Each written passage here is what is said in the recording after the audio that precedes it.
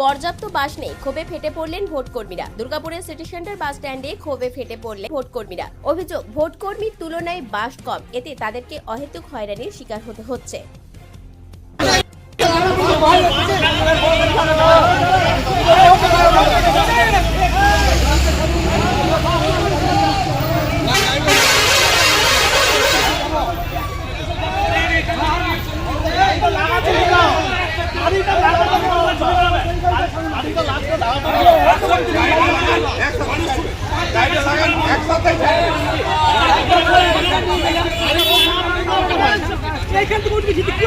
ভোর 5টা থেকে দুর্গাপুরে এসে বসে আছে।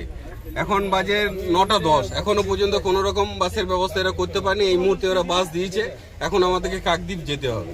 আমরা পৌঁছাতে সন্ধ্যে হয়ে যাবে। তো আপনারা ডিউটি করব কিভাবে, ওখানে অ্যাটেন্ড করব কিভাবে আমরা? আচ্ছা, এখন আমরা এখান থেকে প্রায় 9টা 15-20 বাজে এই বেরোবো। এবার কটার সময় পৌঁছাবো তার কোনো ঠিক নেই, ডিউটি কি হবে জানি না, এবার ইলেকশন কমিশন কি করবে সেটাও জানা নেই। আচ্ছা, তার মানে বলতে চাইছেন মানে বাসের সংখ্যা কম আর লোক সংখ্যা আপনাদের বেশি, একদম, তাই তো? অনেক বেশি।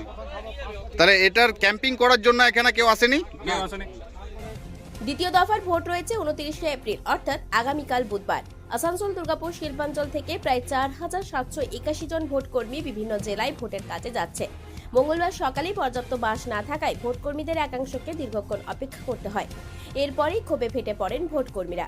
ক্ষোভে ফেটে পড়েন নির্বাচন কমিশনের বিরুদ্ধে। যদিও পরে বাসের বন্দোবস্ত করে ভোটকর্মীদের নির্দিষ্ট গন্তব্যতে পাঠানো হয়।